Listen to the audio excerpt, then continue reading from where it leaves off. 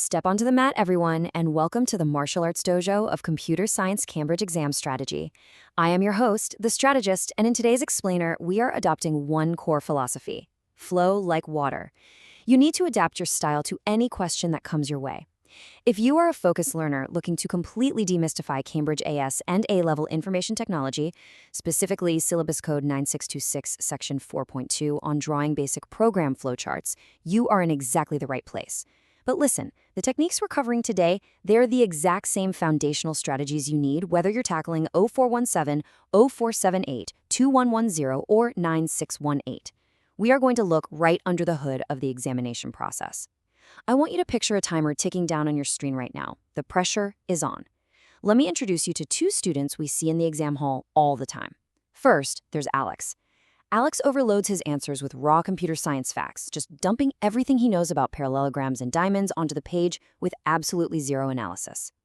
Then we have Sam.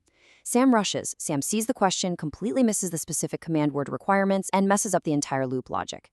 By the end of this explainer, you are going to see exactly why their answers get covered in red pen marks, and more importantly, how you can guarantee yours get the green check marks. So let's start with the ultimate question. What actually separates an A from a B in IT flowcharts? I mean, it's a question I hear literally every single day. The difference actually comes down to a few fundamental strategies that top-tier students use flawlessly and average students like Alex and Sam completely overlook. Alex thinks volume equals marks. Sam thinks speed equals success. Both are wrong. In this session, we are stripping away the guesswork. I'm going to give you an insider look at exactly what the principal examiners are grading when they look at your multi-stage analyses.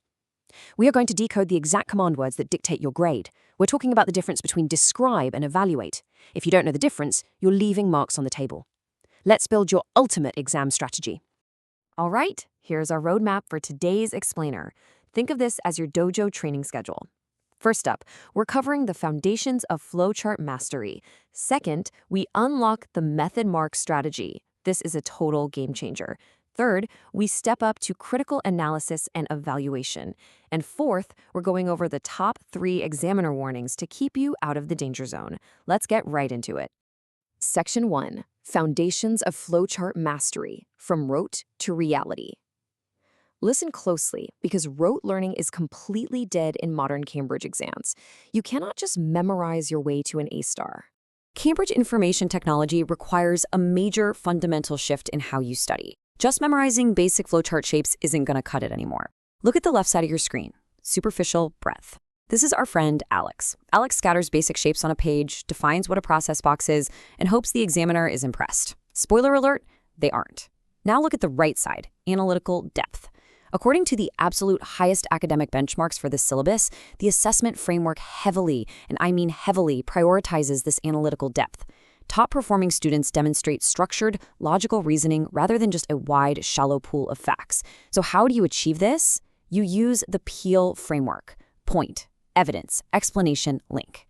When you are asked to analyze a flowchart, you make your point. You provide evidence from the specific flowchart given, you explain the logic or the flaw, and you link it back to the overarching system requirement. That is how you show analytical depth. It's not just about drawing boxes, it's about engineering a bulletproof logical solution. Now, what is really fascinating here is the emphasis on unfamiliar contexts. The syllabus explicitly states that candidates must exhibit a connected, conceptual understanding that is fully transferable. This is the true foundation of your mastery. Remember our core concept today? Flow like water. You need to be able to take your knowledge of loops, arrays, and conditional statements and apply it to a completely brand new scenario that you have never ever seen before in class. Maybe it's a flowchart for an automated greenhouse, maybe it's a traffic light sensor system. It doesn't matter.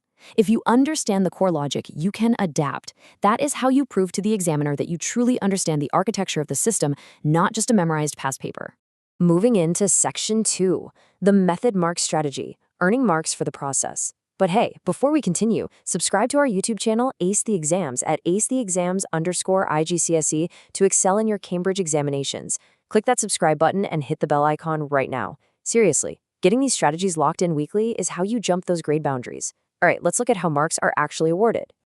Understanding this specific strategy will entirely change how you approach your exam paper. The method mark strategy is an assessment framework where marks are awarded for demonstrating logical process and multi-stage analysis, not just reaching the final answer. This is an incredible examiner secret that so many students miss. This is where Sam fails. Sam rushes through the question, trying to get to the final output of the flowchart. If he makes one tiny math error in a loop, his final answer is wrong and he thinks he gets a 0. That's totally false. Your logical steps matter just as much.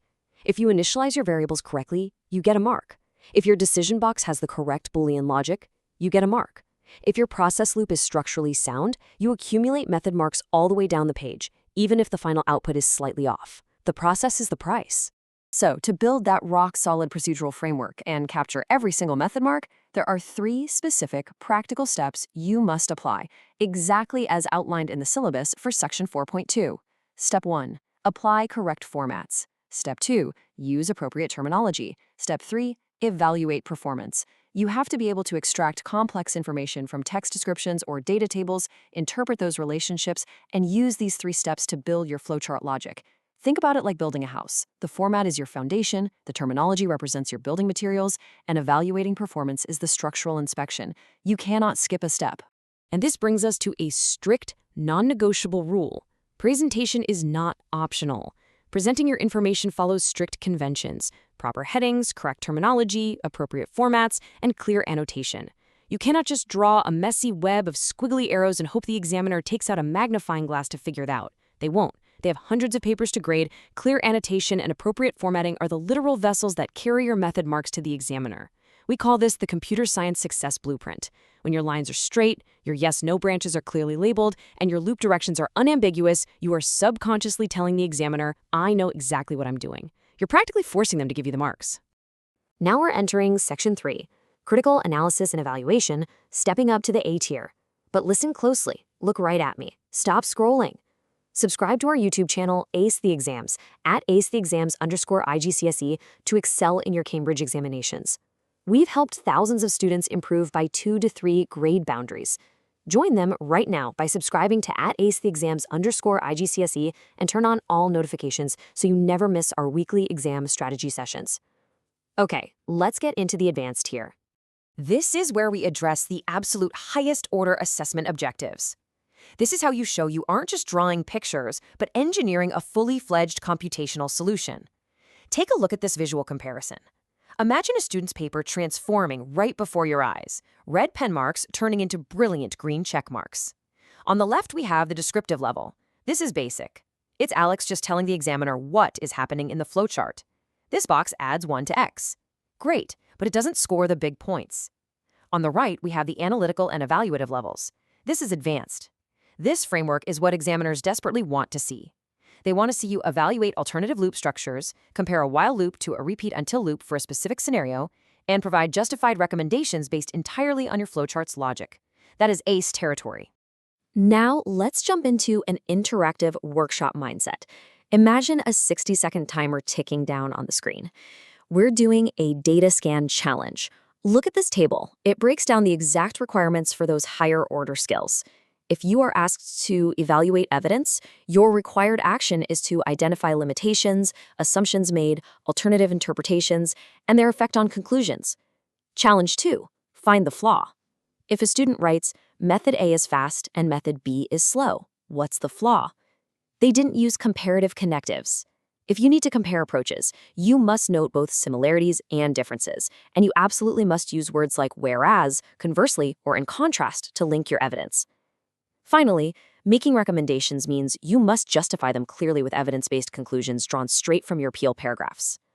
If you apply this exact framework to your extended flowchart questions, you are practically handing the examiner the exact rubric they are grading against. You've decoded the command words, you've applied Peel, and your mark potential is shooting straight to 100%. All right, deep breath. We are moving into our final major section. Section 4, Top 3 Examiner Warnings, the Pitfalls. This is where dreams of an A-star go to die, so pay close attention. Now that we know exactly what to do, we need to know what to absolutely avoid. These traps catch thousands of students year after year. Listen to this direct examiner alert, pulled straight from the principal examiner's report. The classic mistake is providing generic answers, not specific to the question context.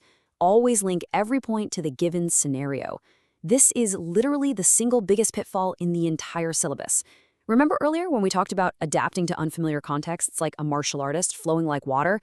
If your flowchart or your analysis is just a generic textbook answer about calculating an average and doesn't explicitly mention the actual data, the real-world scenario, or the specific variables given in that particular exam question, you will lose massive marks. Context is king. Context is everything. Let's detail the specific 3 mistakes examiners repeatedly flag so you never make them. First, confusing cause and effect in flowchart logic. This usually happens in the conditional statements. You must ensure your directional arrows and your yes/no decision outcomes flow logically from the previous step. If your loop counter increments before the condition is checked instead of after, your whole program crashes. Second, forgetting to check format and presentation. Remember those strict conventions we discussed, the blueprint? Ignoring them costs you easy, low-hanging method marks. And third, as we literally just highlighted because it's that important, answers that are not specific to the given context. Avoid these 3 specific traps and you are already miles ahead of the pack. Look, I get it. Under intense exam pressure with the clock ticking down, it is incredibly easy to freeze up. So here is a quick, highly actionable memory hack to help you lock in these technical requirements. Create your own mnemonic using the first letters of key flowchart terms. For example, think of the core components: inputs, processes, outputs, decisions. iPod. Write iPod at the top of your rough paper the second the exam starts. This ties perfectly into our time management matrix. Let's do a 30-second speed writing challenge in your head right now. If you have 30 seconds to structure flowchart paragraph, you glance at iPod. You make sure you have your inputs, your processes, your outputs, and your decisions clearly annotated. Little memory hacks like this keep your procedural framework razor sharp when you're stressed, ensuring you never ever miss those vital method marks. And that brings us to the end of our deep dive into 9626 Flowchart Exam Strategy. I want to leave you with this final, provocative question. How will you adapt your flowchart logic to a completely unfamiliar exam scenario next week? Are you going to freeze like Alex or rush like Sam? Or are you going to flow like water? Don't just file this explainer away. Look at a past paper today. Apply the method mark strategy, ensure your answers are analytical, use the Peel framework, and link every single box to the context. Listen, students who implement these computer science strategies see an average improvement of 2 grade boundaries, but only if they practice consistently with our weekly videos. Here's your final reminder. Subscribe to our YouTube channel, Ace the Exams, at acetheexams_IGCSE to excel in your Cambridge examinations. Subscribe right now to @acetheexams_IGCSE and click that bell. Don't let another exam pass you by. Drop a comment below with your target grade for computer science and the biggest challenge you're facing. Our team responds to every comment. Like and share this video with a study partner. Ace the Exams, your Cambridge success starts here. Thank you for stepping into the dojo today, and I'll see you next time.